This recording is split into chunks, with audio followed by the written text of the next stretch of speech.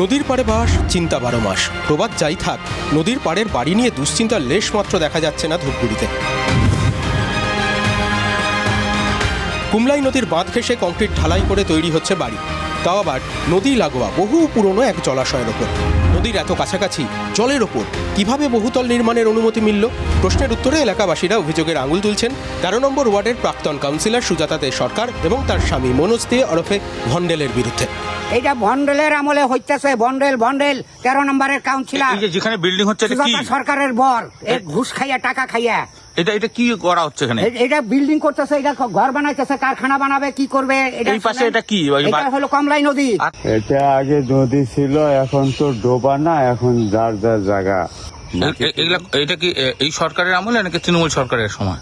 এটা তৃণমূলেরই। কাউন্সিলর আর তার স্বামীকে দায়ী করছে বিজেপিও। তাদের অভিযোগ, তৃণমূল সরকারের আমলে প্রভাব খাটিয়ে ওই জলা জমির হাত বদল করা হয়। নিজস্ব প্রভাব খাটিয়ে দীর্ঘদিন থেকে তারা এরকম জমির হাত বদল করে চলছে। বিগত দিনে তাদের বিরুদ্ধে তৃণমূল সরকার তাদের বিরুদ্ধে কোনো স্টেপ নেয়নি, কারণ তাদের দলেরই কাউন্সিলর, তাদের দলেরই প্রশাসন, তারা নির্বাচিত প্রতিনিধি ছিল। কিন্তু আজকে সরকার পাল্টেছে, সরকার যাবতীয় ব্যবস্থা প্রশাসনের মাধ্যমে করবে। যাবতীয় অভিযোগ অস্বীকার করেছেন প্রাক্তন কাউন্সিলর। আমি নিজেই জানি না, আমি নিজেই হতবাক এগুলা কাজ হচ্ছে, আমি নিজেই জানি না। 22 সালে আমার মেয়াদ শেষ, তারপরে তো আমার কাছ থেকে আম জনতা নিশ্চয়ই আমার কাছ থেকে আর পারমিশন নিবে না। তৃণমূলের আমলে জলাভূমিতে কাজ হয়েছে, কিন্তু প্রশাসক হিসাবে তো আমি তখন বসা ছিলাম না। চোখের সামনে দেখা যাচ্ছে জলের ওপর বাড়ি তৈরি হয়েছে। এমন এক জলাশয়ের ওপর বহুতল নির্মাণ হচ্ছে, যে জলাশয় বহুদিনের। জমির চরিত্র বদল না হলে সেখানে নির্মাণ কি সম্ভব? জমির চরিত্র তাহলে পরিবর্তন হলো কি করে? কার অনুমতিতে? কে দিল অনুমোদন? জলের ওপর তৈরি বাড়ি এই প্রশ্নগুলো তুলতে বাধ্য করছে। দেখুন, এই বাড়িটা দেখতে দেখতে মানে একদম এই খালের জলের ওপর বাড়ি বলতে পারেন, জল বাড়ি। এটাকে দেখতে দেখতে আপনাদের কি মনে হচ্ছে জানি না, কিন্তু আমার সেই পুরনো একটা কথা মনে পড়ে যাচ্ছে। আমার ধারণা আপনাদেরও মনে পড়বে আর কি। সেই বলে না যে সাগরে পেতেছি শয্যা, শিশিরে কী বা ভয়।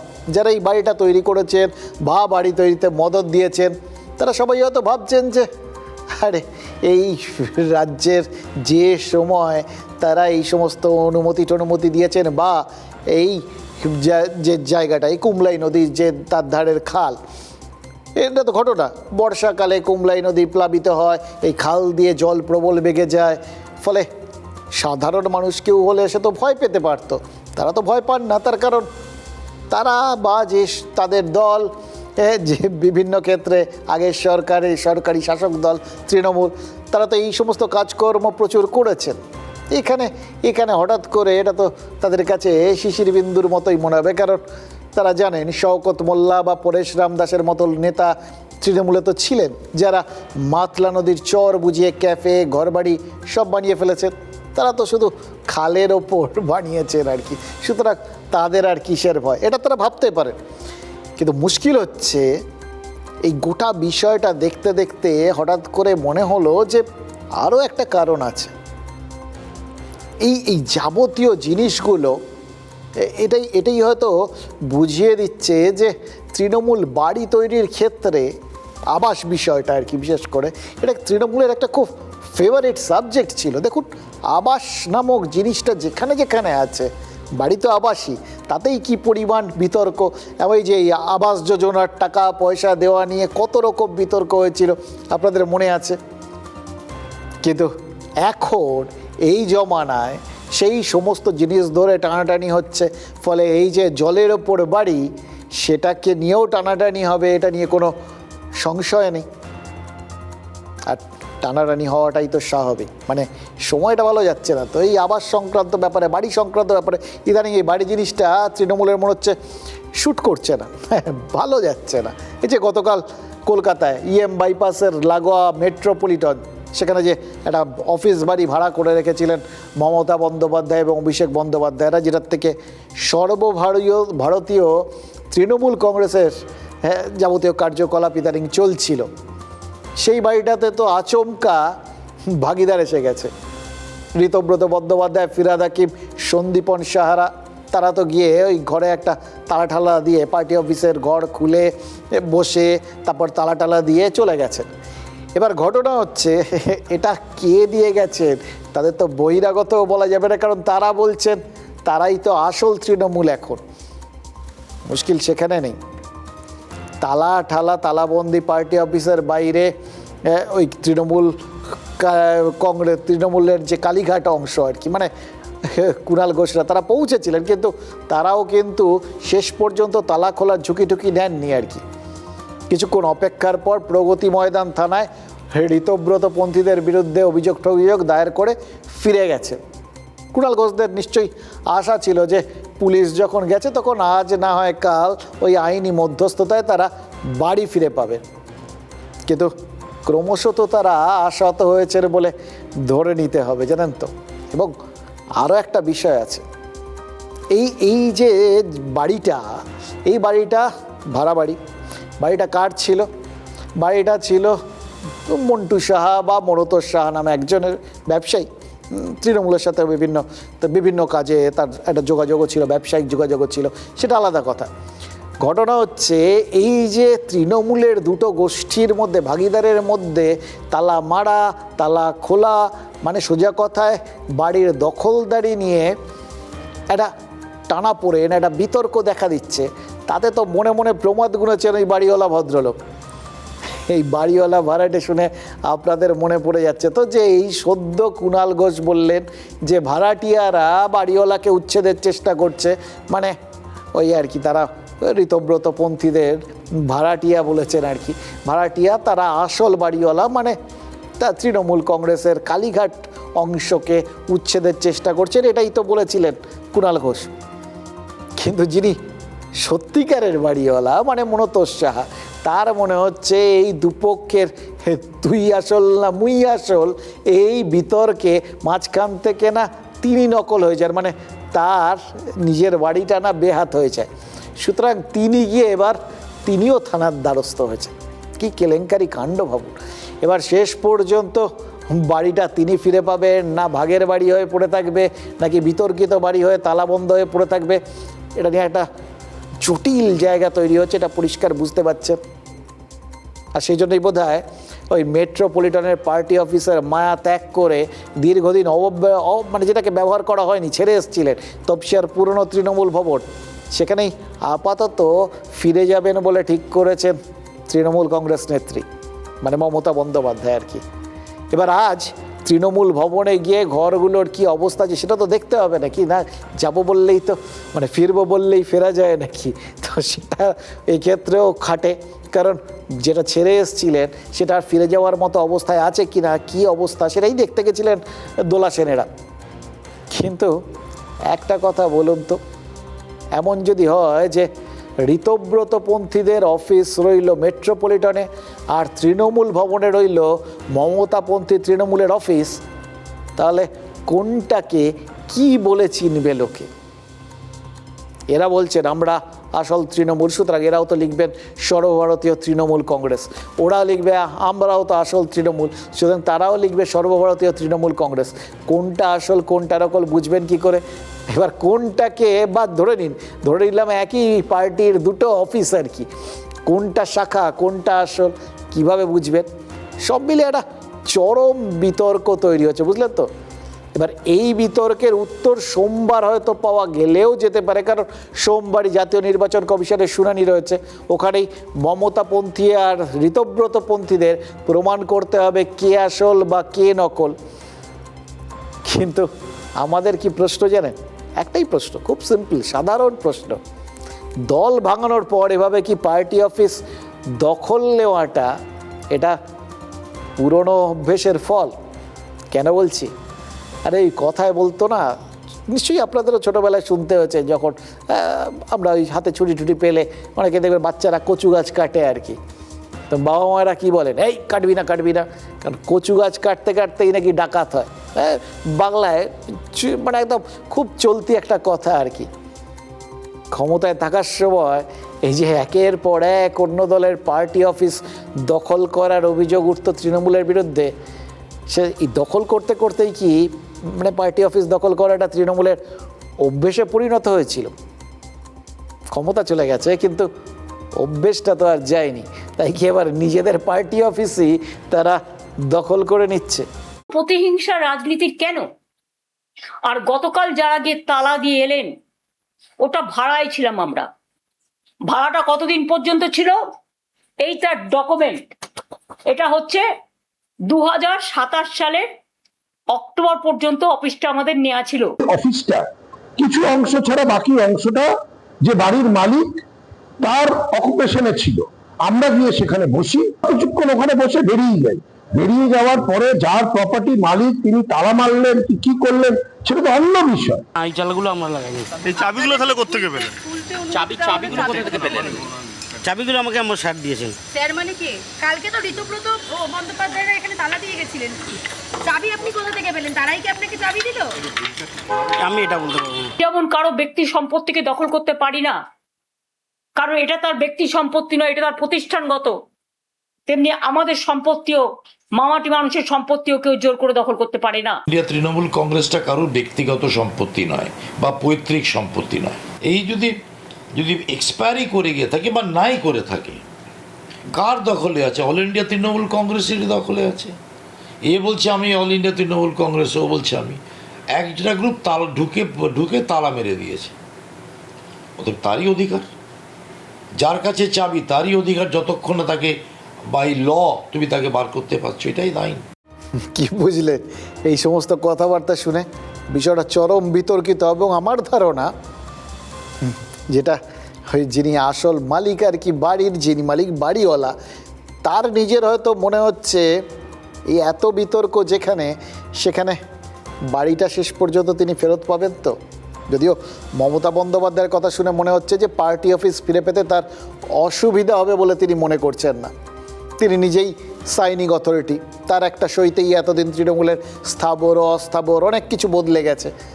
কিন্তু এটাও তো সবাই বুঝে গেছেন যে মমতাপন্থী তৃণমূল ভাবতেই পারেনি এই বিতর্কের মাধ্যমে তাদেরই আরেক সাইনিং অথরিটিকে হাইজ্যাক করে নেবে ঋতব্রত তৃণমূল।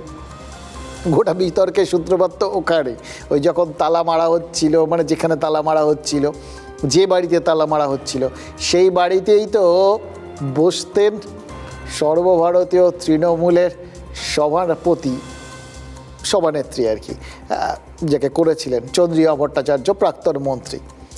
এবার তিনি থাকা অবস্থায় কেন তিনি বাধা দেননি, এই নিয়ে একটা বিতর্ক, এবং তাতে ক্ষুব্ধ বা অভিমানী যেভাবেই ব্যাপারটা দেখেন না কেন, তাতেই তো চন্দ্রিমা ভট্টাচার্য তিনি দল থেকে পদত্যাগ করার সিদ্ধান্ত নিয়ে বসে আছেন। এবার মমতা বন্দ্যোপাধ্যায় যেরকম সর্বভারতীয় তৃণমূলের চেয়ারপারসন, তার সইতেই যেরকম দল চলে, তেমনই তো তারই নির্দেশে রাজ্য তৃণমূল চলত এই চন্দ্রিমা ভট্টাচার্যের কথায়। রাজ্যে সংগঠন পরিচালনার থেকে শুরু করে ব্যাংকের লেনদেন সব কিছুই তার ওই চন্দ্রিমা ভট্টাচার্যের সইতে হতো। এবং সব থেকে মজার কথা, দল বিরোধী কাজের অভিযোগে ঋতব্রত বন্দ্যোপাধ্যায় এবং সন্দীপন শাহকে বহিষ্কারের যে চিঠিটা ওই তৃণমূল ভবন থেকে ইস্যু করা হয়েছিল, সেই চিঠিতেও কিন্তু চন্দ্রিমা ভট্টাচার্যেরই সই ছিল। এবার ভাবুন, যার সইতে ঋতব্রত, সন্দীপন মমতাপন্থী তৃণমূল থেকে বহিষ্কৃত হয়েছিলেন, আজ সেই চন্দ্রিমা ভট্টাচার্যই বাধ্য হলেন বিধানসভায় তাদের পাশে গিয়ে বসতে। আর এক্ষেত্রেও সেই অনুঘটকের কাজ করলো বাড়ি বিতর্ক। চন্দ্রিমা ভট্টাচার্যের দাবি কি, তিনি ঋতব্রতপন্থীদের হাতে ওই মেট্রোপলিটনের তৃণমূল অফিসের চাবিটা তুলে দিয়েছেন বলে মমতা বন্দ্যোপাধ্যায় নাকি তাকে সন্দেহ করতে শুরু করেছেন। মনে পড়ে যাচ্ছিলেন, ইতিহাস বলে ঔরঙ্গজেব নাকি প্রবল সন্দেহবাতিকগ্রস্ত ছিলেন এবং নিজের ছায়াকেও বিশ্বাস করতেন না, এবং এই সন্দেহবাতিকটাই শেষ পর্যন্ত নাকি তার পতনের কারণ হয়েছিল। জীবনে শান্তিতে থাকতে পারেননি।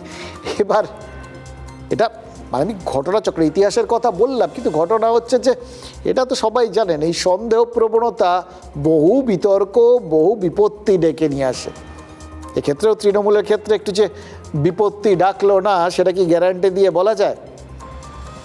মমতা বন্দ্যোপাধ্যায়ের কাছ থেকে এই যে চন্দ্রিমা ভট্টাচার্য সরে এলেন এবং এসে মমতাপন্থী ওই তৃণমূল ছেড়ে যাবতীয় কমিটির থেকে ইস্তফা দিয়ে তিনি যে গিয়ে ঋতব্রতপন্থীদের মাঝখানে বসলেন, তখন তখন দেখছিলাম, তারপরেই দেখছিলাম সন্দীপন শাহ বলছেন যে এই চন্দ্রিমা ভট্টাচার্যের অভিজ্ঞতা তাদের খুব কাজে লাগবে। এবার যখন তিনি এই কথাটা বললেন তখন মনে হলো হ্যাঁ সত্যিই তো, অত্যন্ত অভিজ্ঞ চন্দ্রিমা ভট্টাচার্য, দীর্ঘদিন প্রতিমন্ত্রী ছিলেন রাজ্যের বিভিন্ন মানে দপ্তরে, সেটার বাইরেও। এই যে তার যে অভিজ্ঞতাটা, মানে এই সন্দীপন সাহা বা ঋতব্রতদের যে বহিষ্কারের চিঠিতে তার সই, বহিষ্কার করার ক্ষেত্রে তার যে অভিজ্ঞতাটা, সেটাকেই আবার পাল্টানা কাজে লাগিয়ে তার মাধ্যমে বা তার কাছ থেকে রাস্তা জেনে এরপর মমতা বন্দ্যোপাধ্যায় পন্থীদেরই এক ধারসে, এমনকি মমতা বন্দ্যোপাধ্যায় অভিষেক বন্দ্যোপাধ্যায়কেও না তৃণমূল থেকে বহিষ্কার করার রাস্তা খুঁজতে চায় এই ঋতব্রত পন্থীরা। কোনোটাই কিছু অস্বাভাবিক না, সবই ভীষণভাবে সম্ভব আর কি। দেখুন, এর বাইরে আরও একটা জিনিস আছে। এই যে জিনিসগুলো বললাম, আপনারা ভাবছেন তো এ তো পুরো উল্টো জিনিস। এবার এই উল্টো বিপরীতধর্মী জিনিস, এগুলোরই তো রম্য রাজনীতিতে। এই যে আজকে রাজ্যের প্রাক্তন অর্থ এবং স্বাস্থ্য প্রতিমন্ত্রী যখন ঘোষণা করছিলেন যে তিনি ওই মমতাপন্থী তৃণমূলের সব কমিটি, সব পদ থেকে সরে দাঁড়াচ্ছেন, তখন তার চোখ ছলছল করছে, চোখ বুজে আসছে, দু এক ফোঁটা গড়িয়ে হয়তো নামবো করছে বা নামছে, বোঝাই যাচ্ছিল তার মনটা ভারী হয়ে আসছে। সত্যিই তো, এতদিন দলের সঙ্গে ছিলেন, এত বছর মন্ত্রী থাকা, সে প্রতিমন্ত্রী হলেও মন্ত্রী তো বটে, খারাপ তো লাগবেই। কিন্তু কিছুক্ষণ পর তিনি যখন ওই ঋতব্রত পন্থীদের ঘরে প্রবেশ করলেন বিধানসভায়, ঋতব্রত ফেরাদ হাকিমদের সঙ্গে গিয়ে বসলেন, তখন কিন্তু দেখা গেল তিনি হাসছেন। খানিকক্ষণ আগে যিনি কাঁদছিলেন, পরক্ষণেই তাকে হাসতে দেখে মনে হলো এ তো পুরো লন্ডনের আবহাওয়া অথবা দার্জিলিংও বলতে পারেন আর কি। এই হাসি, এই রোদ, এই বৃষ্টি, এরকম এই হাসি, এই কান্না। আচ্ছা, একটা কথা বলুন তো, কান্না হাসির এই খেলাটার নামই কি রাজনীতি? আর একটা প্রশ্ন, আচ্ছা বলুন তো, চন্দ্রিমা ভট্টাচার্যেরও কি ওই মমতা বন্দ্যোপাধ্যায়ের শিবিরে দম বন্ধ লাগছিল? কারণ সচরাচর যারা অন্য শিবিরে এসে হাসি ফিরে পান, তারা আসলে শ্বাস ফিরে পান আর কি। অন্য জায়গায় তাদের দম বন্ধ লাগছিল, এটাই তারা বলেন আর কি। তো ফলে এই যে চন্দ্রিমা ভট্টাচার্যের এই যে শিবির বদলানো, এটা কি ওই দম বন্ধর থেকে অক্সিজেন পাওয়ার, খোলা হয় ফেরার একটা মানে বহিঃপ্রকাশ, নাকি এই চোখের জল আর হাসির নেপথ্যে আরও বড় একটা কারণ আছে, কোনো কারণ? সেটা আপনাদের নিশ্চয়ই মনের মধ্যে প্রশ্নটা জাগছে। দেখুন, ঋতব্রত শিবিরে আসা মানেই তো বিজেপির সঙ্গে একটা বন্ধুত্বপূর্ণ একটা সম্পর্ক স্থাপন, এটা তো পরিষ্কার। সেবার সেই এটা বিরোধিতা, বন্ধুত্বপূর্ণ বিরোধিতা, বিরোধিতা হলেও সেটার মধ্যে একটা বন্ধুত্বপূর্ণ ব্যাপার আছে, এটা আপনারা সবাই জানেন। তো সেই সম্পর্কের সুতোটা বাধা হয়ে গেল ভেবেই কি খানিকক্ষণ আগে চোখে জল আসা ওই যে চেহারাটা, সেটা সামলে ঠামলে বিধানসভায় হাসি ফিরে পেলেন চন্দ্রিমা ভট্টাচার্য? মমতা বন্দ্যোপাধ্যায় কিন্তু দাবি করেছেন চন্দ্রিমা ভট্টাচার্য অনেক দিন থেকেই নাকি সমস্ত কমিটির থেকে ইস্তফা দিতে চাইছিলেন। এবার তাহলে, এবং তার সঙ্গে বলেছেন যে এই ব্যাগেজ আছে তো ওই জন্য আর কি, বাঁচার জন্য, এরকম একটা ইঙ্গিত তো তিনি দিয়ে দিয়েছেন, সেই জন্যেই ওপাশে যাওয়া। তাহলে তো একটা প্রশ্ন উঠবে, অনিচ্ছুক হওয়া সত্ত্বেও কেন চন্দ্রিমা ভট্টাচার্যকে সমস্ত কমিটিতে রেখেছিলেন মমতা বন্দ্যোপাধ্যায়? কেন চন্দ্রিমা ভট্টাচার্যকে রাজ্য সভানেত্রীর মতো গুরুদায়িত্বে রেখেছিলেন, তাও আবার এমন একটা সময় যখন দলটা সব থেকে চ্যালেঞ্জের মুখে পড়েছে? তাহলে কি তিনি এতটাই একা, এতটাই অসহায় হয়ে পড়েছিলেন যে তার হাতে কোনো অপশানই ছিল না চন্দ্রিমা ভট্টাচার্য, মানে অনিচ্ছুক চন্দ্রিমা ভট্টাচার্যকে ওই পদে রেখে দেওয়া ছাড়া? এটা হচ্ছে আমি যে রাজ্যের সভাপতি হিসেবে আমাকে নিযুক্ত করা হয়েছিল 3 তারিখ, জুন মাসের 3 তারিখের যে মিটিং হয়েছিল কালীঘাটে, সেই মিটিংয়ে সেই পদ থেকে আমি পদত্যাগ করলাম আর কি। সেই পদ থেকে পদে আমি রইলাম না। তার সাথে সাথে এখন অবধি আমি যে পদে আছি সে কোনো পদেই আমি থাকলাম না। আমি ব্যাংকের বিভিন্ন অ্যাকাউন্টের অথরাইজ সিগনেটারি হিসেবে আছি, তার থেকে আমি নিজেকে উইথড্র করলাম। আজকেই তার জন্য কাউকে পদত্যাগ করতে হলো? আসল ঘটনা তার নয়, উনি অনেকদিন ধরেই আমাকে বলছিলেন পদত্যাগ করবেন, কারণ ওনার ছেলে গিয়ে অলরেডি হাত মিলিয়েছেন। আমার তার জন্য কিছু বলার নেই, ভালো বুঝেছে হাত মিলিয়েছে, তাদের লাগেজ ব্যাগেজ থাকতে পারে, কিন্তু আমি তো হাত মেলাবো না। আপনারা একজন কোথায় গেলেন কি না গেলেন, আই ডোন্ট কেয়ার। যেই দমবন্ধ পরিবেশ কালীঘাটে চলছে, সেখানে বেশি দিন কেউ থাকতে পারবে না। চন্দ্রিমাদির মুখেই শুনলাম যে তার আনুগত্য নিয়ে নাকি প্রশ্ন তুলেছেন মমতা বন্দ্যোপাধ্যায়। আজকে যারা তার সাথে দীর্ঘদিন থেকেছে, উনি যেই ধারায় দলটাকে চালাবার চেষ্টা করেছেন যে তিনি যেটা বলবেন সেটাই প্রথম, সেটাই শেষ। আপনারা যারা বেইমানি করে লাগেজ ব্যাগেজ নিয়ে বিজেপির আশ্রয় জায়গা নিয়েছেন, প্লিজ দয়া করে আর্জাই করুন, মানুষের সাথে বিশ্বাসযোগ্যতা, মানুষের সাথে বিশ্বাসঘাতকতা করবেন না। একে একে নিবিছে দেউটি, সুতরাং চন্দ্রিমাও আসলে সমস্যাটা হয়েছে যে পরিস্থিতি সৃষ্টি হয়েছে, তাতে আর মমতার সঙ্গে অভিষেকের সঙ্গে কেউ থাকতে চাইছে না। দেখুন, ইঙ্গিতটা তো মমতা বন্দ্যোপাধ্যায় দিয়েই দিলেন। ওই লাগেজ ব্যাগেজের সঙ্গে সঙ্গে বিজেপির সঙ্গে হাত মেলানোর অভিযোগ সবই দিয়ে দিলেন আর কি, বাকি আর রইল কি। সব মিলিয়ে আপনাদের মনে হতে পারে যে এমন একটা পরিস্থিতি এসে পড়লো, শুনলেন তো কথাগুলো, যেখানে মমতা ব্যানার্জিকে নিজেকে সার্টিফাই করতে হচ্ছে যে তিনি বিজেপির সঙ্গে গিয়ে হাত মেলাবেন না। মানে সবাই যে হারে চলে যাচ্ছেন, এরকম যখন হয় আর কি, একটা স্রোতের মতো যাচ্ছে, তো তখন যারা পড়ে থাকে তাদেরও মনে হয় যে চলতি হাওয়ায় না তাদের টেনে নিয়ে চলে যায়। ওই মাঝে মধ্যে ওই দেখবেন সিনেমায় দেখায় আর কি, প্লেন ট্রেনের মধ্যে যখন কোথাও দরজা খুলে যায় তখন বাইরে সবাইকে টেনে নিয়ে চলে যায়, সেই রকম বিষয় আর কি। তো তারও হয়তো কোথাও গিয়ে আত্মবিশ্বাসটা একটু হলেও কাঁপছে যে এই যে টান, এ টানে সবাই যেখানে ভেসে যাচ্ছে, হ্যাঁ কখন অজান্তে ভেসে যাবেন না, তো সেটাই হয়তো সার্টিফাই করলেন মমতা বন্দ্যোপাধ্যায়। আসলে সময়টা খুব বিতর্কিত, সময়টা খুব অস্বাভাবিক, এটা তো বুঝতে পারছি। এটা এমন একটা সময় জানেন তো, যখন সবাই সবার দিকে হাড় চোখে দেখে, সন্দেহ করে।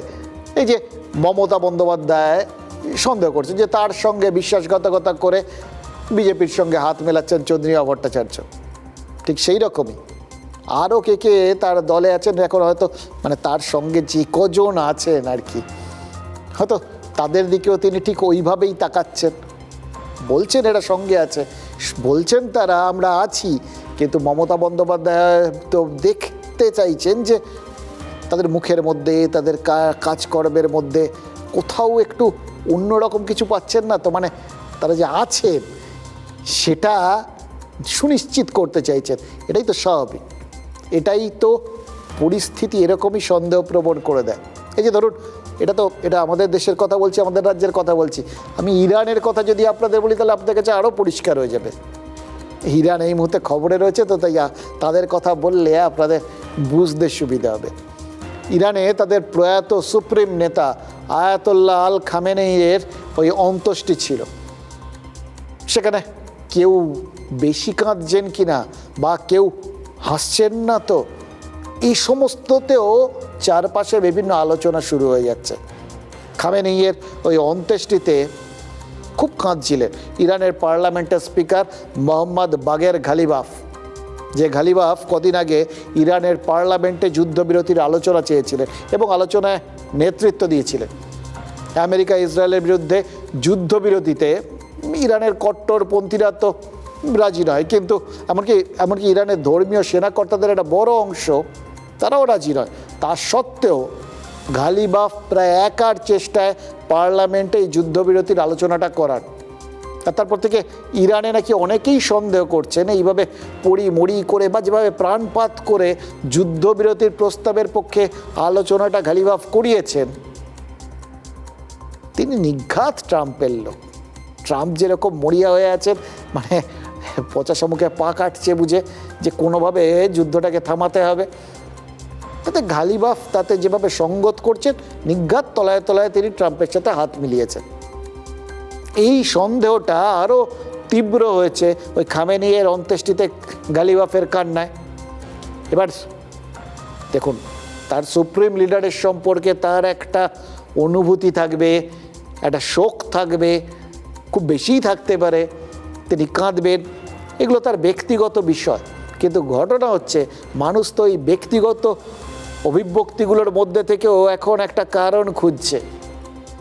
ক্যামেরায় কি ধরা পড়েছে জানেন? গালিবাফ যখন কাঁদছেন তখন তার দিকে কড়া নজরে তাকিয়ে রয়েছেন ইরানের বিদেশমন্ত্রী আব্বাস আরাগচি। মানে গালিবাফ বেশি বেশি করে কান্নাকাটি করে নিজেকে দেশপ্রেমিক প্রমাণ করতে চাইছেন কিনা, সেই প্রশ্নটা নাকি ইরানের সরকারের একটা অংশ তুলতে শুরু করেছে। এবার এই গালিবাফের মতোই কপাল হতে পারত ইরানের কুদুস ফোর্সের প্রধান ইসমাইল কানির। এবার এই কানির ভূমিকা নিয়ে কিন্তু সাম্প্রতিককালে বারবার ইরানে প্রবল সন্দেহ সৃষ্টি হয়েছে। এমনকি খামেনির এই যে তিনি আঘাত পেয়েছিলেন এবং পরবর্তী ক্ষেত্রে তার মৃত্যু হয়, সেইটার সময়ও যে এবং তার আগে যে ইরানের বিভিন্ন জেনারেলকে ওই প্রথম দিন যে নির্দিষ্টভাবে যে যে জায়গায় আঘাত এনে আমেরিকা ইরানের ওই জেনারেলদের মেরে ফেলেছিল, প্রত্যেকটা ক্ষেত্রেই নাকি কানি ছিলেন, কিন্তু ঠিক সময় সেখান থেকে সরে যান এবং অন্যরা মারা গেলেও কোনো ক্ষেত্রেই তিনি নাকি মারা যান, তার কোনো আঘাত লাগেনি। এবার এটা হয়তো কাকতালীয়, কিন্তু ইরানের লোকজন তারপর থেকে কিন্তু তার সম্পর্কে দীর্ঘদিন ধরে একটা সন্দেহ বহন করে চলেছেন যে এই লোকটার মধ্যে কোনো গণ্ডগোল নেই তো, বারবার বাঁচে কি করে। এবার এই ছবিগুলো যেগুলো যে ভিডিওগুলো চারপাশে ওই অন্ত্যেষ্টির চারপাশে যে ভাইরাল হয়েছে, তার মধ্যে দেখা যাচ্ছে যখন একজন কাঁদছেন তখন কানি নাকি হেসে বাঁচছেন না। পরে যদিও ধরা পড়েছে ওটা এআই এর কারসাজি, কানি সত্যি সত্যি হাসেননি, কিন্তু তার হাসিটা নকল হলেও ইরানের স্পিকার গালিবাফের কান্নাটা যে আসল সেটা নিয়ে কারোর কোনো সংশয় নেই। ফলে সেটা নিয়েই বিতর্কটা চরম জায়গায় পৌঁছেছে। আর চন্দ্রিমা ভট্টাচার্য, তার কান্নার তার হাসি দুটোই তো 100% খাঁটি, তাতে এআই এর বিন্দুমাত্র ভেজাল নেই। এবার দেখুন এই ধরনের বিতর্কগুলো যখন হয় না, কেন কাঁদছেন কেন হাসছেন, যেহেতু সবই ওই বললাম ব্যক্তিগত অভিব্যক্তি, ফলে তিনি একমাত্র বলতে পারবেন যে কেন কেঁদেছিলেন আর কেন হেসেছিলেন, আর কেনই বা এতদিন সঙ্গে থাকার পর তিনি মমতা বন্দ্যোপাধ্যায়ের সঙ্গটা ছাড়লেন। সুতরাং এই কথাগুলো ঘোড়ার মুখ থেকে শোনাই তো ভালো, যাকে নিয়ে এত কিছু, তার সঙ্গে বলেই বরঞ্চ জেনে নিই এই সুযোগটা পেয়েছি যখন, তিনি ঠিক কেন কি করেছেন। আমাদের সঙ্গে এই মুহূর্তে রয়েছেন রাজ্যের প্রাক্তন মন্ত্রী এবং সেই অর্থে সদ্য প্রাক্তন তৃণমূলের রাজ্য সভাপতি চন্দ্রিমা ভট্টাচার্য। চন্দ্রিমাদি, আপনাকে TV9 বাংলায় স্বাগত জানাচ্ছি। আমি অমৃতাংশু। নমস্কার। আপনি এতদিন ধরে মোটামুটি তৃণমূলে রয়েছেন, এতদিন ধরে মন্ত্রিত্বের দায়িত্ব সামলেছেন, কিন্তু শেষ পর্যন্ত সভাপতি হলেন, কিন্তু এত অল্প সময়ের মধ্যে সেইটা ছাড়তে হবে, এটা কখনো ভাবতে পেরেছিলেন? না, আগে মনে হয়নি একথা ঠিকই, কিন্তু আমি যেটা জন্যে সভাপতিত্ব ছাড়লাম সেটা, এবং অন্য যে কোনো যেসব পোস্টে আছি সবই ছেড়েছি, তো সেগুলো ছাড়লাম এই কারণে যে আমার মনে হয়েছে যে আমার মানে আনুগত্য কোথাও প্রশ্ন চিহ্নের মুখে, এবং আমার বিশ্বাসযোগ্যতা নিয়ে কোথাও হয়তো আমি প্রকাশ করে উঠতে পারিনি, কোথাও খামতি থেকে গেছে। ফলে সেখানে দাঁড়িয়ে কিন্তু আমার এই সভাপতি হয়ে একটা দলের পক্ষ থেকে থাকা উচিত না। এই যে মমতা বন্দ্যোপাধ্যায়ের সম্পর্কে আপনার এই যে মোহভঙ্গের জায়গাটা, সেটা কি তাহলে একদমই তাৎক্ষণিক, ওই কালকে তৃণমূল ভবনটাকে দখল করার পরেই এই যাবতীয় সিদ্ধান্ত? তার আগে কোনো ক্ষোভ বিক্ষোভ কিচ্ছু ছিল না? না, ঠিক মোহ বলে কিছু ব্যাপার হয় না, মোহভঙ্গ অথবা মোহ নয়। মমতা বন্দ্যোপাধ্যায় একদিকে প্রশাসনে আমাদের মুখ্যমন্ত্রী ছিলেন আমাদের আগের সরকারে, এবং অন্য সময় তিনি একজন নেত্রী ছিলেন তৃণমূল কংগ্রেসের, যে দলটা আমি করেছি। সেইখানে যেহেতু ওইখানেও আমাকে তার অনুগত সৈনিক হিসেবে থাকতে হবে, আর এখানেও তার অনুগত সৈনিক হিসেবে থাকতে হবে। মোহের কোনো ব্যাপার নেই। আমি যখন করব তখন আনুগত্য তো আমাকে রাখতেই হবে, বিশ্বাসযোগ্যতা তৈরি করতে হবে, কনফিডেন্স, রিলায়েন্স, এগুলো ছাড়া তো কোনো কাজ চলতে পারে না।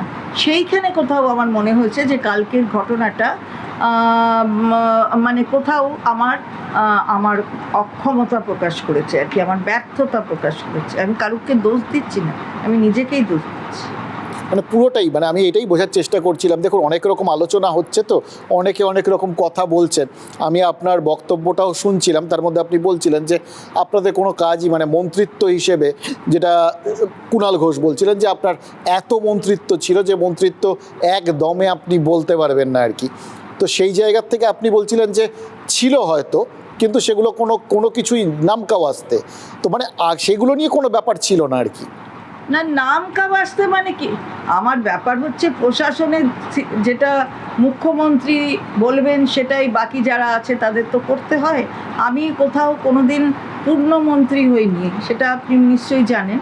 আমি এমআইসি হইনি, আমি এমওএস থেকেছি দপ্তরে, আর কয়েকটি দপ্তরের, এবং কয়েকটি দপ্তরের এমওএস ইন্ডিপেন্ডেন্ট চার্জ থেকেছি। ফলে আমি কখনো পূর্ণমন্ত্রী হইনি।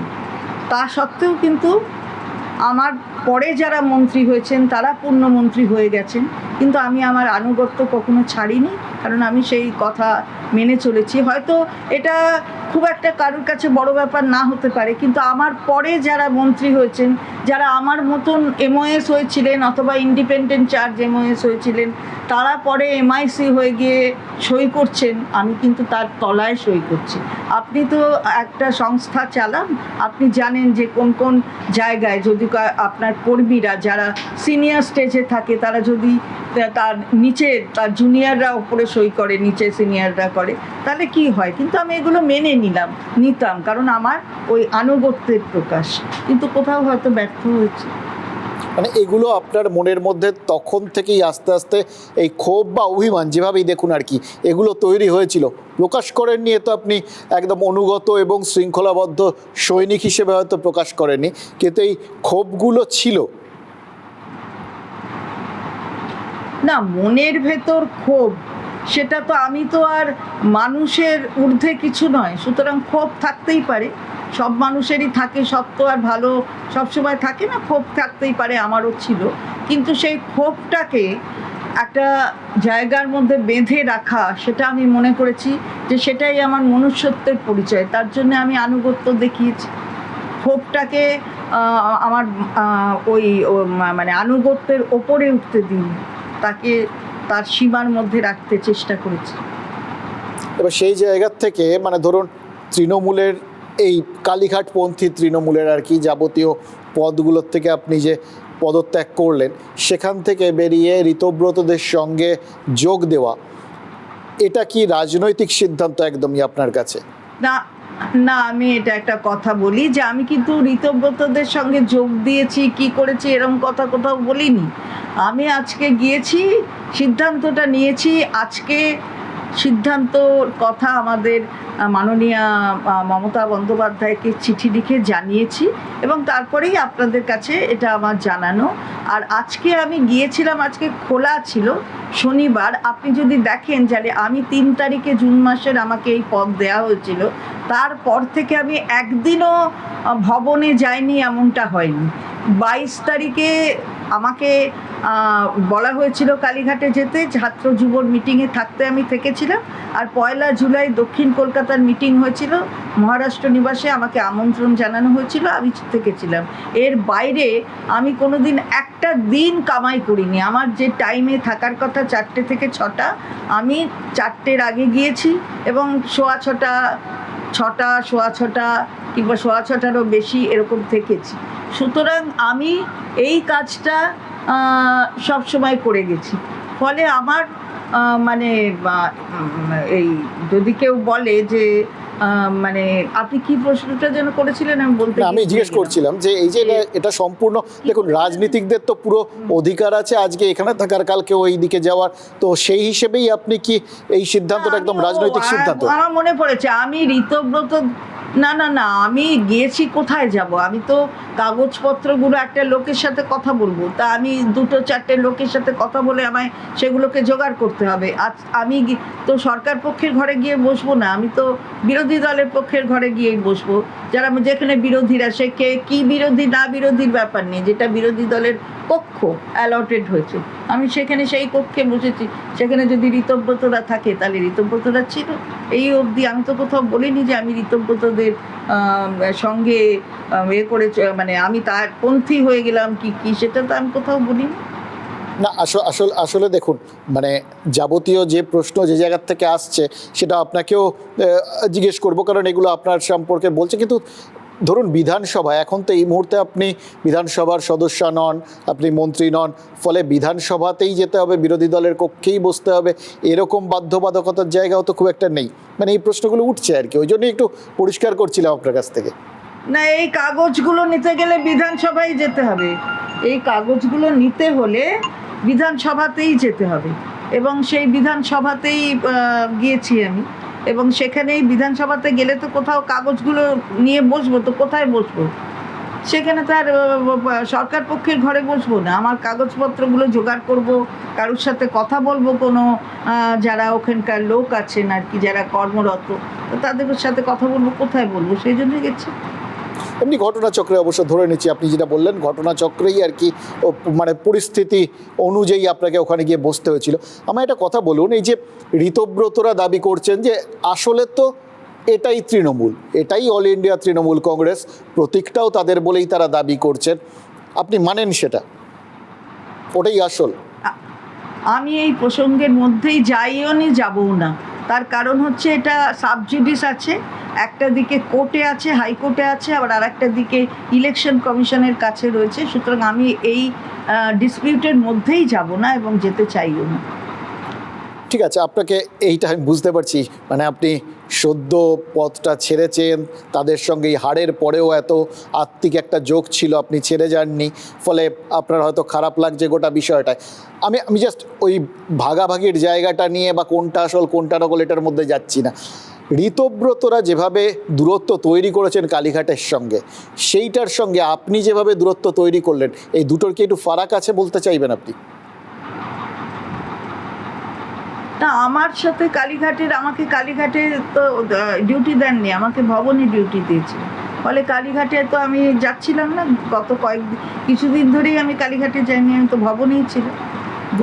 কালীঘাট মানে মমতা বন্দ্যোপাধ্যায় আর কি, ফলে আর কি, মানে এখনো মমতা বন্দ্যোপাধ্যায়ের একই রকম ঘনিষ্ঠ আছেন, না সেই দূরত্ব তৈরি হলো একটা? কি করে থাকবো, আমি তো ছেড়ে দিয়েছি পদ, তো ঘনিষ্ঠ কি করে থাকবো? সেই মানে তো উনি বলছেন যে প্ল্যান করেছি, করেছি, এসবের কথা উঠছে। এইটার থেকেই মানে ঘটনাচক্রে দেখুন, ঋতব্রতরা তারা দূরে চলে যাওয়ার পর ঠিক যে কথাগুলো শুনতে হয়েছে, আপনার ক্ষেত্রেও মমতা বন্দ্যোপাধ্যায় সদ্য যে তিনি সাংবাদিক সম্মেলন করলেন অনলাইনে আর কি, তাতেও তিনি যথারীতি আপনাকে ব্যাগেজ আছে বলে আপনি চলে গেলেন, দূরত্ব সৃষ্টি করলেন, এবং ঋতব্রতদের ক্ষেত্রেও যেভাবে গদ্দার বলেছিলেন আপনাকেও ঘুরিয়ে তাই বললেন। এটা এক্সপেক্ট করেছিলেন? কখনোই এক্সপেক্ট করি না। উনি নিজেও জানেন আমার কোনো ব্যাগেজ নেই, সুতরাং উনি নিজেও জানেন সেটা। যদি ব্যাগেজ থাকতো তাহলে উনি আমাকে স্টেট প্রেসিডেন্ট করলেন কেন? সে যাই হোক, উনি যেটা বলতে চাইছেন হয়তো আমি জানি না, যে আমার ছেলে গেছে ওই ঋতব্রতদের সাথে। যেদিনকে থেকে নভোটেলে আমার ছেলে যেদিন গেছে 22 তারিখে, সেই দিনকেই আমি কালীঘাটে ছিলাম ঘটনাচক্রে। সেদিনকে ছাত্র যুবর মিটিং ছিল, উনি আমাকে থাকতে বলেছিলেন। আমি সেদিনকে গিয়েই ওনাকে বলেছিলাম যে আজকে আমায় ছেড়ে দিন, আজ ও গেছে ওখানে। উনি বলেছেন না, ও গেছে, ঠিক আছে, তুমি থাকো। আমি সেটা শুনেছিলাম, শুনে থেকে গিয়েছিলাম। এখন যদি উনি বলেন, আর যদি উনি বিশ্বাস না করেন যে সেই 22 তারিখ থেকে গতকাল রাত্রি অবধি, যতক্ষণ না আমি সিদ্ধান্ত নিয়েছি আমি ছেড়ে দেব, যে দিদি যতক্ষণ না আমাকে ফোন করে বললেন ততক্ষণ অবধি, সেটা যতক্ষণ সেই কদিন ধরে আমি কোনো পলিটিক্স নিয়ে আমার ছেলের সাথে কথা বলিনি।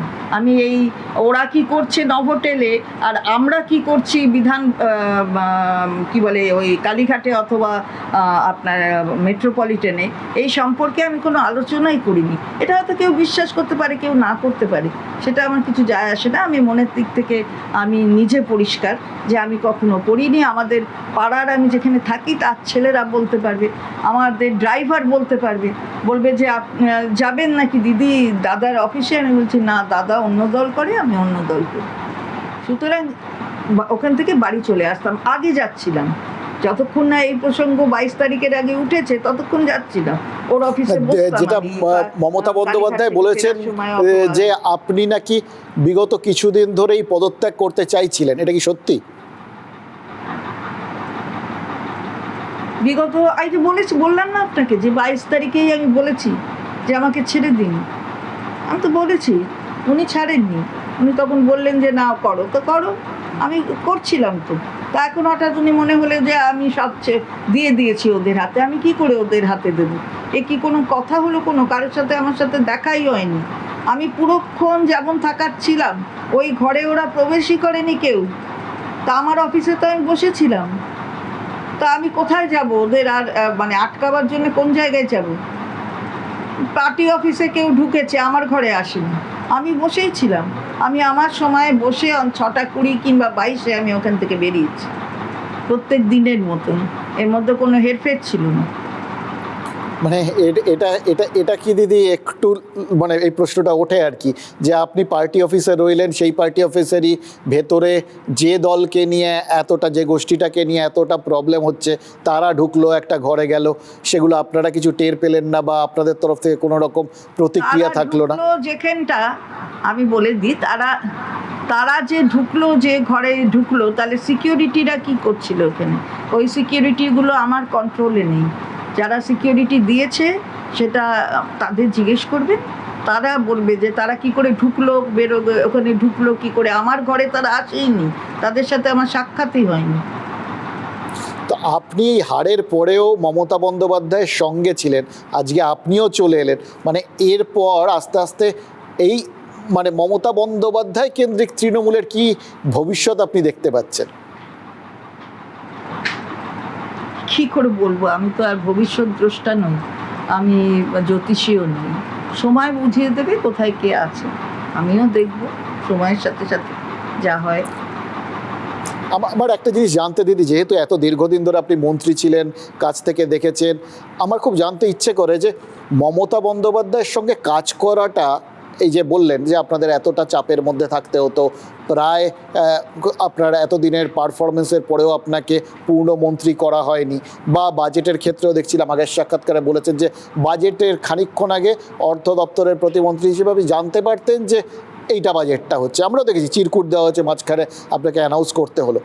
মমতা বন্দ্যোপাধ্যায়ের সঙ্গে এইভাবে, তার মন্ত্রিসভায় তার সঙ্গে এইভাবে জাস্ট রাবার স্ট্যাম্প হয়ে থাকাটা কতটা কঠিন? না দেখুন, কঠিন তো কাজ থাকেই, কঠিন তো হয় অনেক কাজ, কিন্তু মেনে নিতে হয় অনেক সময়। সেটা মেনে নিয়েছিলাম ওই আনুগত্যর জন্য। কারণ এটাও তো ঠিক একই সঙ্গে যে উনি আমাকে 11 সালে মনোনয়ন দিয়েছিলেন, 16 সালে হেরে যাওয়ার পরে আমাকে 17-র উপনির্বাচনে দক্ষিণ কাথি থেকে আমাকে দাঁড় করিয়েছিলেন, যেটা হচ্ছে এখনের মাননীয় মুখ্যমন্ত্রীর নিজস্ব বাসস্থানের জায়গা। সেখান থেকে উনি আমাকে টিকিট দিয়েছিলেন উপনির্বাচনে। তারপরে আমি আবার 17-এ আমি মন্ত্রী হয়েছি। তো যাই হোক, সেটা আমি MOS হই অথবা ইন্ডিপেন্ডেন্ট চার্জ হই, মানে হয়েছিল। তো এইগুলো তো আমাকে মনে রাখতে হবে, এটাই আমাদের শিক্ষা, যে যতটুকুন পাও সেটাকে মনে রাখতে হবে। কিন্তু এই বিশ্বাসের জায়গাটা যদি ভেঙে যায় তাহলে তো আর কিছু থাকে না। সেই জন্য আপনি একজন আইনজীবী এবং অত্যন্ত দৃঢ়চেতা মহিলা, মানে বিশেষ করে মন্ত্রী থাকার সময় আপনাকে দেখেছি অত্যন্ত কড়া মেজাজের আর কি, সেই অর্থে দৃঢ়ভাবে সব কিছু হ্যান্ডেল করতেন। তো সেই জায়গায় দাঁড়িয়ে এটা যখন প্রশ্নটা ওঠে যে তখন ক্ষমতার সঙ্গে আপনি থাকতে চাইতেন বলে কোনোদিন কোনো কিছু বলেননি, ওটা আনুগত্য না, আসলে ক্ষমতা প্রিয়তা, আপনি কি বলবেন? ক্ষমতাই তো ছিল না, ক্ষমতা প্রিয়তাটা কি হবে? আপনি আগে বললেন না, আমি তো আগেই বললাম যে কতটা ক্ষমতা ছিল তো সেটা বুঝতে হবে। তো সুতরাং ক্ষমতা প্রিয়তা না, উনি এই জায়গা, আমার কোনো ক্ষমতা ছিল না, এটা আধিকারিকদের ঢুকলেও বলবে। কারণ এটা আজকে মাননীয় মুখ্যমন্ত্রী বাংলার, তিনিও জানেন বলে, যেদিনকে বাজেট তার কিছুদিন আগেই উনিও দাঁড়িয়ে বলেছেন যে বাজেট ওই রকম হবে না যে চন্দ্রিমা পড়ে দাও। সুতরাং বুঝতে পারছেন তো, তাহলে তারাও জানতেন আর। তো তারা যাই হোক, আমি সেইটাকে বলছি না, আমি বলছি উনি আমাকে এই জায়গা দিয়েছেন, আমি ক্ষমতা লোভী নই। আপনার আত্মসম্মানে লাগেনি সেই সময় দিদি? বছরের রাজনৈতিক জীবন আমার এক্ষুনি না, আমি বলছি আমার 52 বছরের রাজনৈতিক জীবন। আমি অনেক ঘাত প্রতিঘাতের মধ্য দিয়ে এখানে এসেছি, হঠাৎ গিয়েছি, হঠাৎ মন্ত্রী হয়ে গেছি, এরকম ব্যাপারটা নয় কিন্তু। সুতরাং সেখানে নিশ্চয়ই মনে দুঃখ হয়েছে, কিন্তু আবারও আমার বলছি না যে মনের দুঃখ অনেক সময় প্রকাশ করতে নেই।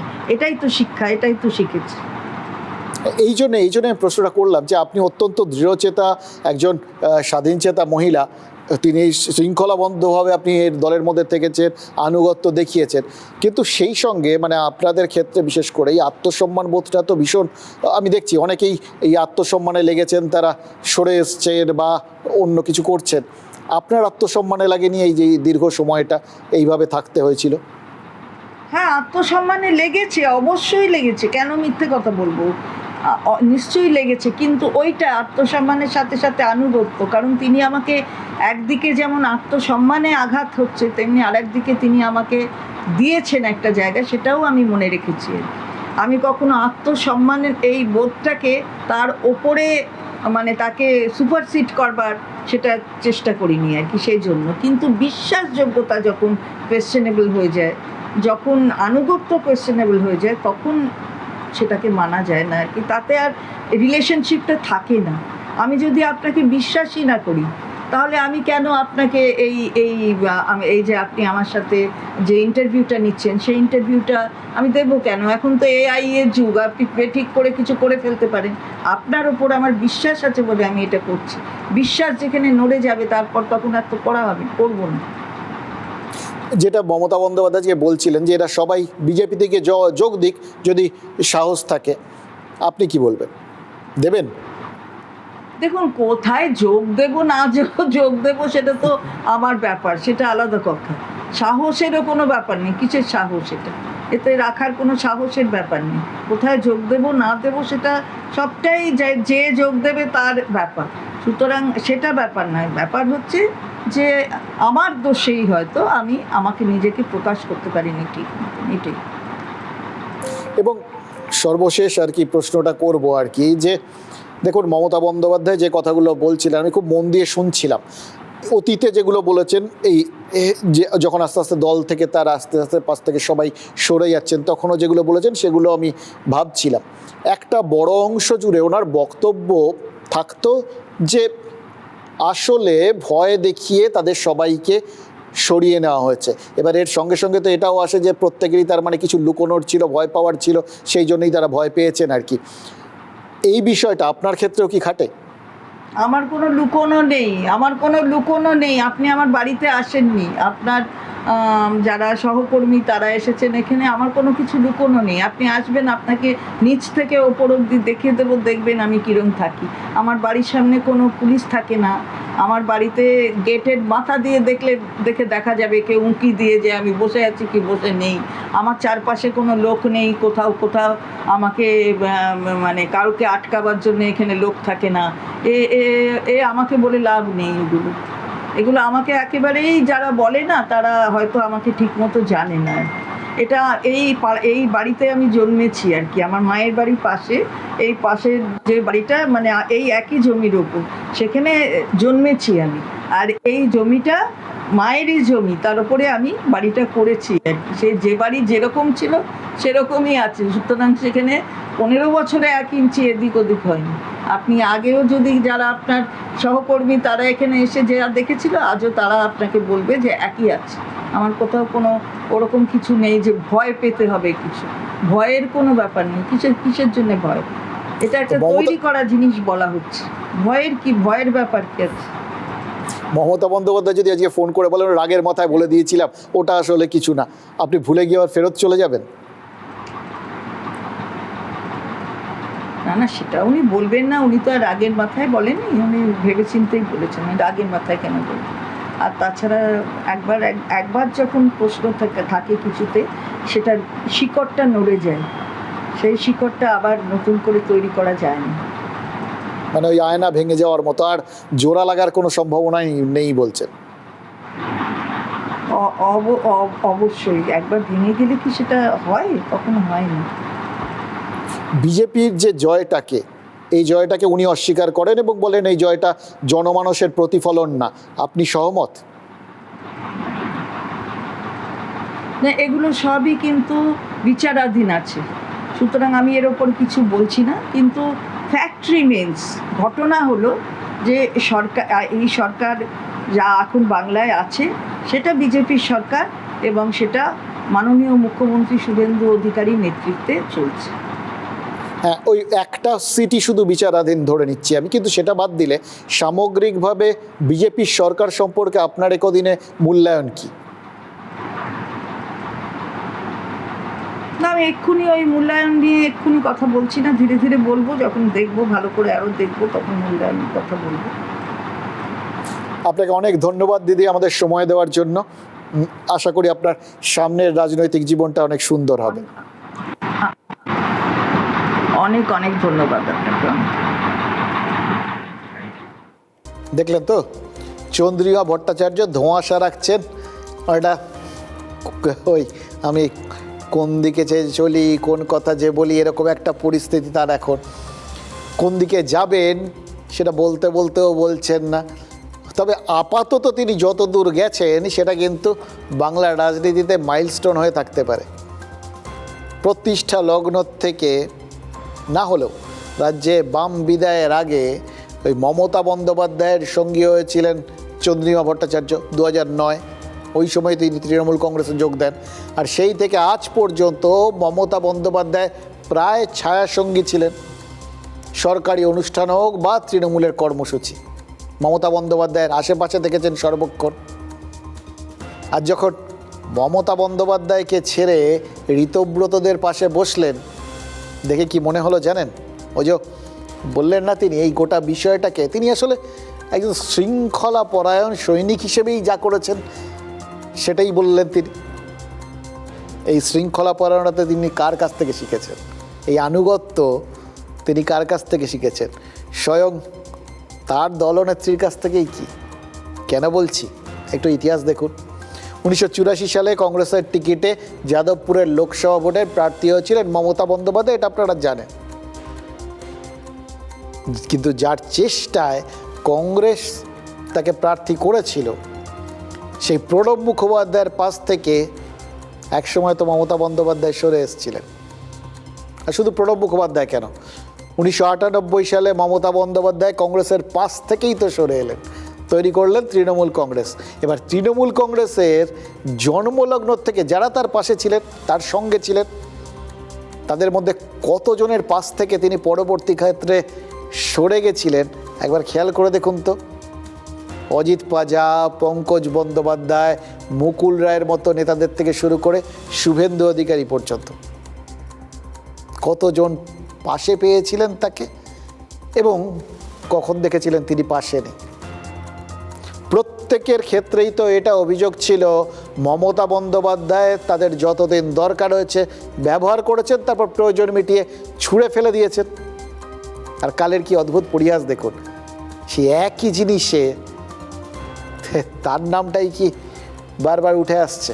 এখানে ঋতব্রত বন্দ্যোপাধ্যায়, ফিরাক হাকিম থেকে শুরু করে চন্দ্রিমা ভট্টাচার্য বা কাকলি ঘোষ দস্তিদার, সুদীপ বন্দ্যোপাধ্যায় থেকে শুরু করে ইউসুফ পাঠান, সায়নী ঘোষের মতো সাংসদরা যারা তার ইমেজের ওপর ভর করে প্রার্থী হয়েছিলেন, তাকে ব্যবহার করে কখনো বিধায়ক হয়েছেন বা মন্ত্রী হয়েছেন বা সাংসদ হয়েছেন, ফুরিয়ে যেতেই তাকে কি তারা সবাই একে একে ছুঁড়ে ফেলে দিলেন বলে ধরতে হবে? এটাই কি ইতিহাসের স্পাইরাল গতি? 70-এর উত্তাল সময় রাজনীতিতে হাতেখড়ি হয়েছিল মমতা বন্দ্যোপাধ্যায়ের। ছাত্র পরিষদের নেত্রী হিসেবে পাশে থেকেছিলেন প্রণব মুখোপাধ্যায়, আর স্নেহ পেয়েছিলেন রাজীব গান্ধীর। অনেকের মতে 84 লোকসভায় সোমনাথ চট্টোপাধ্যায়ের বিরুদ্ধে মমতা বন্দ্যোপাধ্যায়ের ভোটে লড়ার নেপথ্যে ছিলেন প্রণব মুখোপাধ্যায়। প্রণব মুখোপাধ্যায়কে বড় দাদার মতো ভাবলেও যত দিন গেছে দূরত্ব বেড়েছে। কংগ্রেসে থাকাকালীন মমতা বন্দ্যোপাধ্যায়ের পাশে ছিলেন অজিত পাঁজা, সুদীপ বন্দ্যোপাধ্যায়, সৌগত রায় এবং পঙ্কজ বন্দ্যোপাধ্যায়। অজিত পাঁজার সঙ্গে মমতা বন্দ্যোপাধ্যায়ের দূরত্ব তৈরি হয়েছিল। 2001-এ এনডিএ থেকে বেরিয়ে যাওয়া নিয়ে সম্পর্কে ফাটল ধরেছিল। সেই ফাটল 2004-এ খানিকটা মিটলেও সম্পর্ক মজবুত হয়নি আর সেভাবে। মমতা বন্দ্যোপাধ্যায় অবশ্য অজিত পাঁজার পুত্রবধূ শশী পাঁজাকে পাশে নিয়েছিলেন, যদিও ভোটে হারের পর সেই শশী পাঁজাকেও আর মমতা বন্দ্যোপাধ্যায়ের ধারে পাশে পাওয়া যাচ্ছে না। অজিত পাঁজা ছাড়াও পঙ্কজ বন্দ্যোপাধ্যায় সরে গিয়েছিলেন শেষ দিকে, থেকে গিয়েছিলেন সুদীপ বন্দ্যোপাধ্যায় ও সৌগত রায়। আজ সৌগত রায় থেকে গেলেও সুদীপ বন্দ্যোপাধ্যায় মমতা বন্দ্যোপাধ্যায়ের হাত ছেড়েছেন। তৃণমূল প্রতিষ্ঠার সময় থেকে মমতা বন্দ্যোপাধ্যায়ের পাশে থেকেছেন আরও অনেকে, ছিলেন মুকুল রায়, সুব্রত বক্সিরাও। মুকুল রায় সরে গিয়েছিলেন আগেই। ভোটে বিপর্যয়ের পর দেখা যায়নি সবচেয়ে বিশ্বস্ত সুব্রত বক্সিকেও। এরপর ঐতিহাসিক পরিবর্তন, একের পর এক আন্দোলনে পাশে দেখা গিয়েছিল শুভেন্দু অধিকারী, পার্থ চট্টোপাধ্যায়, ফিরহাদ হাকিমদের। প্রত্যেকেই মমতা বন্দ্যোপাধ্যায়ের বিশ্বস্ত সৈনিক। সেই শুভেন্দু অধিকারী মমতা বন্দ্যোপাধ্যায়ের পাশ থেকে সরে গিয়ে আজ মুখ্যমন্ত্রী, আর পার্থ চট্টোপাধ্যায় দল থেকে বহিষ্কৃত।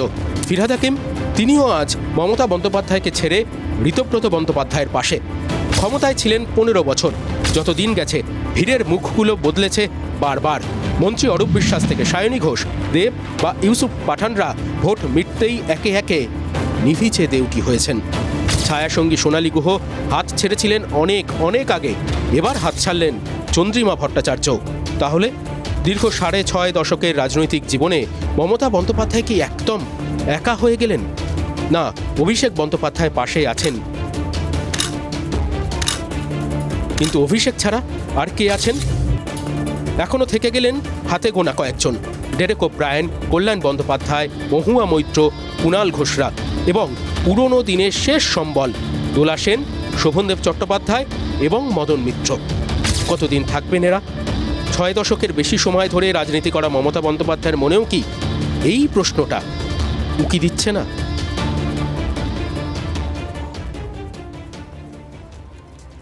দেখো, যতজন আছেন তাদেরও কি ভরসা করতে পারছেন মমতা বন্দ্যোপাধ্যায়? নাকি আজকের পর মদন মিত্রের মতো তার পুরনো সঙ্গীকেও আর চোখে দেখবেন? ঠিক যেরকম ওই খামেনেইর অন্ত্যেষ্টিতে ইরানের স্পিকারকে আর চোখে দেখেছিলেন ইরানের প্রতিরক্ষা মন্ত্রী। মদন মিত্র এখনও মমতা বন্দ্যোপাধ্যায়ের পাশে আছেন, কিন্তু ওই যে রইল বা কী কয়, বাজেট অধিবেশনে একদিন তাকে প্রায় জোর করে ওই বিধানসভায় বিজেপি বিধায়কদের জন্য নির্ধারিত বেঞ্চে বসিয়ে দিয়েছিলেন অর্জুন সিং। এবার কি তারপর থেকে মনে মনে একটু হলেও সন্দেহ করছেন না মমতা বন্দ্যোপাধ্যায়? তিনি অবশ্য একটা জায়গাতে আশ্বস্ত হতে পারেন, সেটা হচ্ছে যেরকম মাছ জল ছাড়া থাকতে পারে না, তেমনি রাজনৈতিক নেতারা রাজনীতি ছাড়া থাকতে পারে না। দেখুন, বাড়ি বিতর্কে যেরকম চন্দ্রিমা ভট্টাচার্যকে হারালেন মমতা বন্দ্যোপাধ্যায়, মানে তালা বিতর্কেও বলতে পারেন, সে একইভাবে ওই তালা বিতর্কেই কি আরও কাউকে তিনি হারাবেন? মানে তিনি আজকে যে সাংবাদিক সম্মেলন করেছেন অনলাইন, কিন্তু সংবাদ মাধ্যমের সঙ্গে যে সংবাদ মাধ্যমের উদ্দেশ্যে বা সাধারণ মানুষের উদ্দেশ্যে যে বক্তব্যটা সোশ্যাল মিডিয়ায় রেখেছেন, সেখানে তো বলেছিলেন তার এই সমস্ত নেতা নেত্রীকে আর দরকার নেই, কর্মীরা থাকলেই হবে। কিন্তু কর্মীরাও কি থাকছেন, নাকি তারাও তালা বিতর্কে সরে যাচ্ছেন? কেন বলছি, মালদা একটা সময় দেখুন তারা নিজেদের পার্টি অফিসে তালা মারছেন সেটা ভুলে যান। একটা সময় তো বলছিলাম তারা একের পর এক অন্যান্য দলের পার্টি অফিসেও তালা মেরে দিতেন, কিন্তু এখন তো মালদায় নাকি ওই তৃণমূলের বিভিন্ন অফিসগুলোতে তালা মারারই লোক খুঁজে পাওয়া যাচ্ছে না। এবার বলতেই পারেন লোকগুলো সব গেল কোথায়, মানে কর্মীরা সব গেল কোথায়? কর্মীরা নাকি সবাই, মানে অনেকেই হয়তো বিজেপিপন্থী হয়েছেন বা বিজেপিতে ঢোকার চেষ্টা করছেন, কিন্তু বিজেপি তো দরজা সব ক্ষেত্রে খুলছে না। ওই কালকেই দেখাচ্ছিলাম তরুণজ্যোতি তেওয়ারি, তিনি কিভাবে ওই হঠাৎ হতে চাওয়া বিজেপিদের প্রতি নিজের অসূয়াটা প্রকাশ করে দিয়েছেন। তাহলে তারা যাবেন কোথায় যদি দরজাটা না খোলে বিজেপির? যতই মুখে রং মাখুন, যতই গেরুয়া উত্তরীয় গায়ে জড়িয়ে দিন, তাহলে যাবেন কোথায়? শোনা যাচ্ছে তারা নাকি অনেকেই ফের একবার ওই মাদার অর্গানাইজেশন মানে কংগ্রেসে ফিরতে চাইছেন। আর কংগ্রেস নেতৃত্ব নাকি তারা মনে মনে ভাবছেন এই তো ইতিহাসকে ঘুরিয়ে দেওয়ার একটা সুবর্ণ সুযোগ হাতের সামনে এসছে। একটা সময় মমতা বন্দ্যোপাধ্যায় পুরো কংগ্রেসকে ভেঙে নিয়ে চলে গেছিলেন, তৃণমূল তৈরি করেছিলেন এবং কংগ্রেস প্রায় সাইনবোর্ডে পরিণত হয়েছিল। আজ সেই ইতিহাসের উল্টো পুনরাবৃত্তি যদি হয় তাহলে হয়তো ওই একটা বলে না যে তখনই প্রতিশোধটা অনেক বেশি মধুর হয় যখন সেটা জারিয়ে নেওয়া যায়, সেটাই হবে। ওয়েট করেছেন একদিন। সেই জন্যই তো প্রদেশ কংগ্রেসের সভাপতি শুভঙ্কর সরকার বলেছেন যে যদি কেউ আসতে চান আসতে পারেন। তারা তাকে সাগ্রহে ইঙ্গিত দিয়েছেন যে তারা তাদের সবাইকে বরণ করে নেবেন। দুর্নীতিগ্রস্ত হলে অসুবিধা নেই, কারণ দুর্নীতিগ্রস্তদের পরিশুদ্ধ করার মানে কার্বন ডাইঅক্সাইডের থেকে অক্সিজেন তৈরি করে নেওয়ার প্রক্রিয়া নাকি তাদের জানা আছে। ঘটনা হচ্ছে এটা তিনি বলছেন, কিন্তু তার দলের কর্মীরা তারা কি বলছেন। ইতিমধ্যেই বিধান ভবনের সামনে ওই দেখলেন তো একজন তৃণমূল কাউন্সিলর, তিনি দলে ফিরতে চেয়েছেন বলেই ওখানে চরম গণ্ডগোল লেগে গেছিল। এবার কিন্তু মালদার তারা সেখানকার কংগ্রেস কর্মীরাও নাকি বা দিকে দিকে জেলায় জেলায় কংগ্রেস কর্মীরা নাকি ক্ষোভ দেখাতে শুরু করে দিয়েছেন। তার কারণ তারা মনে করছেন যে এক সময় যে তৃণমূল নেতৃত্ব এবং তৃণমূল কর্মীরা এই মাদার অর্গানাইজেশনকে আর মাদার না ভেবে তাদের শুধু মানে মা না ভেবে মেরেছেন, মার দিয়েছেন, তাদের আর ফেরত নেওয়ার কোনো আগ্রহ তাদের নেই। লড়ে যদি তারা এতদিন বেঁচে থাকতে পারে তাহলে ওদের ছাড়া আগামী দিনেও বেঁচে থাকতে পারে। কেউ আর পার্টি খরচা করে তৈরি করতে চায় না। পার্টিকে নিগড়িয়ে গ্রাইন্ডিং মেশিনে ফেলে যত রস নিয়ে নেওয়ার সব নিয়ে নেয়। অনেক মাতালকে দেখেছি ওই বোতল থেকে মদ ঢাললো, কিছুটা ক্যাপের মধ্যে থেকে যায়, এমনি করে খায় যতক্ষণ না ওটা পাবে। তো ওই অবস্থা হচ্ছে, সবটি খেয়ে চলে গেছে। আর পার্টি দেখবে কেন? আমাদের দলের ইনস্ট্রাকশন, আমি তো শুধু সাংসদ নই, আমি ডিস্ট্রিক্ট প্রেসিডেন্ট, আমি প্রেসেও দিয়েছি। গোটা মালদার আমাদের সংগঠন জানে যে আপনারা যাচাই করে তদন্ত করে লোকদেরকে নেন, এভাবে ইনস্ট্রাকশন দিয়ে হচ্ছে সব যায় এবং তাই মোটামুটি হচ্ছে। তৃণমূলের যা অবস্থা এখন হচ্ছে, তৃণমূল তার হচ্ছে মূলটাই তো নাই এখন। তৃণমূলের যে মূলটা ছিল তো সেটা ওরা এখন যে অবস্থাটা দাঁড়িয়েছে তৃণমূলের অন্দরে, এখন এরা সবাই হচ্ছে ছন্ন ছাড়া। তৃণমূল কংগ্রেসে আমি আগেও বলেছি, আজকেও বলছি, কেউ থাকবে না দুজন ছাড়া। একমাত্র থাকবে মমতা ব্যানার্জি আর হচ্ছে অভিষেক ব্যানার্জি। কুণাল ঘোষ বড় বড় কথা বলছে। কুণাল ঘোষ তো ওই সময় বলেছিলেন যখন জেলে ছিলেন, উনি বললেন সবচেয়ে বড় চোট তো হচ্ছে মমতা ব্যানার্জি, কেন বাইরে আছে। এবার কর্মী বনাম নেতৃত্বের এই যে সংঘাত, সেটা আগামী দিনে কংগ্রেসের জন্য কোন রাস্তাটা বা কোন পরিস্থিতিটা তৈরি করে সেটাও কিন্তু একটা অত্যন্ত আকর্ষণীয় বিষয় হতে চলেছে।